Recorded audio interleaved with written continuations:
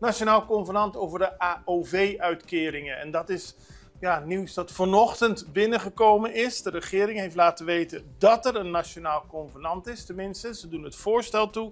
Ze doen het voorstel aan de verschillende organisaties die gepensioneerden vertegenwoordigen.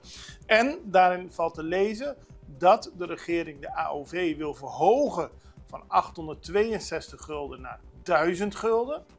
De pensioneerde organisaties hebben de hele tijd om indexering gevraagd. Dat komt pas per 1 januari 2027 onder bepaalde voorwaarden. Maar omdat er jarenlang niet geïndexeerd is, zegt de regering dat ze elke gepensioneerde een lump sum willen geven van 2500 gulden. Dus verhoging van het pensioen naar 1000 gulden plus een lump sum.